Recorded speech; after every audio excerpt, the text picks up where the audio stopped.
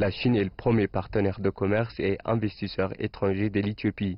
Actuellement, les investissements chinois en Éthiopie représentent 4 milliards de dollars américains avec 624 projets d'investissement qui ont pu permettre la création de plus de 100 millions d'emplois locaux. M. Li Zhanshu, le président du comité permanent de l'Assemblée populaire nationale de la Chine, effectue une visite d'amitié officielle de 3 jours en Éthiopie du 9 au 11 mai. Lors de son deuxième jour de visite, M. Liu a tenu des discussions bilatérales avec le président Mulatu Teshome et le Premier ministre Abiy Ahmed. Au-delà de nos relations commerciales et d'investissement, le partenariat de la Chine dans le domaine du développement d'infrastructures est visible et tangible.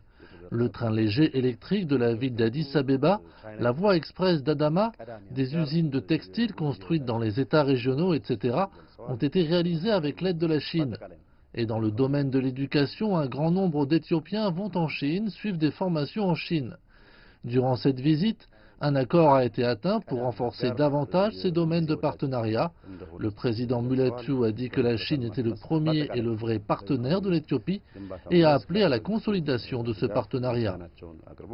Pour sa part, lors de sa discussion avec le président Mulatu, M. Li Zhanshu a affirmé que sa visite démontrait le fort engagement de la Chine envers l'Éthiopie. Il a également indiqué que la Chine accordait une attention particulière à son partenariat avec l'Éthiopie. M. Liu s'est également rendu au Parlement éthiopien et a rencontré les présidentes des deux chambres de l'Éthiopie ainsi que de hauts représentants du gouvernement éthiopien. Avec la Chine, nous avons un partenariat stratégique compréhensif. Nos relations comprennent différents aspects. Ce qui rend unique la visite d'aujourd'hui, c'est le premier échange au niveau parlementaire. Nos discussions ont porté sur différentes questions bilatérales et continentales. On s'est notamment échangé nos points de vue sur la façon de renforcer les relations au niveau des deux parlements et sur les directions à suivre pour y parvenir.